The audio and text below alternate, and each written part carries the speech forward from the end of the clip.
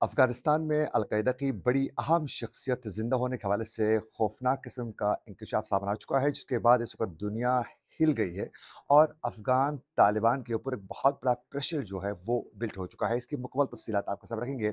इसके साथ-साथ आज एक बार फिर दोबारा पाकिस्तान में फ़ितरतुल ख़वारिज की जानिब से एक बड़ा अटैक किया गया है। इसकी भी तफ़सीलात हैं वो आपके सामने रखेंगे। आज तारीख़ है 3 दिसंबर 2025 और मैं हूँ आपका मेज़बान आकिल हुसैन बाकरी। हमारे चैनल को ज़रूर सब्सक्राइब करें और बेल आइकन क्लिक करके कमेंट सेक्शन में अपनी राय का इज़हार लाज़मी करें, क्योंकि आप लोगों की जो फीडबैक है नाज़रीन, हमारे लिए वो बड़ी अहम है। सबसे पहले आज जो पाकिस्तान में अटैक हो चुका है उसकी तफ़सीलात आपके सामने रखेंगे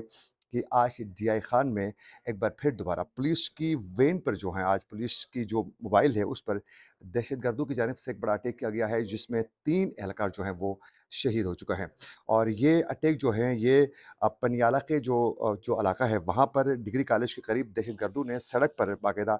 आईईडी जो है वो नस्ब करके रखी हुई थी और पुलिस ने उस दौरान मोबाइल पर अटैक करके उसको, जब मोबाइल वहाँ से गुजर रही थी तो वो धमाके से उड़ गई, जिसके बाद जो है 3 जो एहलकार थे वो शहीद हो चुके हैं और दहशतगर्द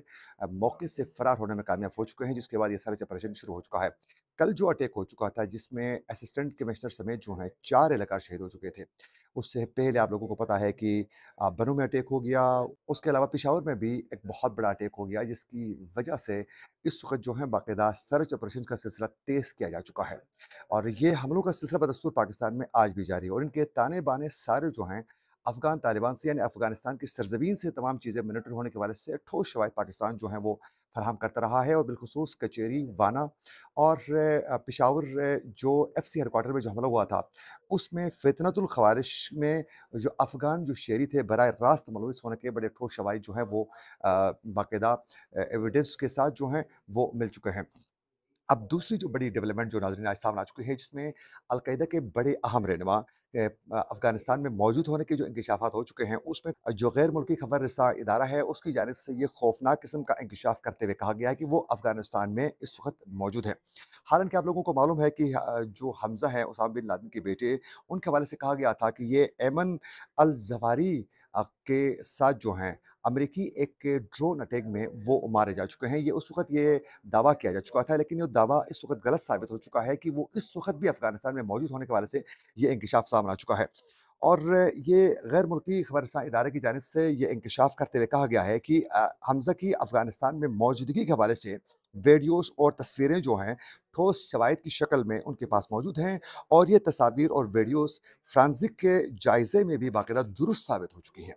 और ये कहा गया है कि सिर्फ़ और सिर्फ़ ये दुरुस्त साबित ही नहीं, बल्कि इसके बाद हमज़ा की मौजूदगी की तस्दीक के लिए बाकायदा खुफिया एक ऑपरेशन भी तरतीब दिया गया, जिसके तहत जो है उसकी तस्दीक के लिए मुख्तलिफ़ अफ़गानिस्तान में मौजूद अफ़गान तालिबान की बड़ी अहम शख्सियात के साथ जो है बाकायदा राबिते किए गए। उनके साथ बातचीत करके ताल्लुकात को उस्तवार करके इस बात की तस्दीक की गई कि वो अफ़गानिस्तान में मौजूद हैं। गैर मुल्की खबर रसां इदारे ने ये इंकशाफ किया है कि 10 ऐसे शवाहिद उनके पास मौजूद हैं, जो हमज़ा की अफ़गानिस्तान में मौजूदगी की जो है, वो कन्फर्मेशन उन 10 शवाहिद से मिल जाते हैं। फिर साथ-साथ ये भी कहा गया है कि गैर मुल्की खबरसां इदारे ने जो इंकशाफ किया है, ये गैर मुल्की खबरसां इदारे जिसने अपनी साइट पर ये तस्वीरें बाकायदा और वीडियोज़ को बाकायदा वो पब्लिक भी कर चुके हैं। इदारा है, इसकी जानिब से ये इंकशाफ किया गया है कि तवील हमने एक सर्च ऑपरेशन किया और तहकीकात की, उसके बाद उन्होंने कहा कि ये तस्वीरें हमने हासिल की हैं। तस्वीरें कुछ ब्लर ज़रूर है, कुछ धुंधली तस्वीरें होने की वजह से उन्होंने कहा कि ये दूर से खींची गई है,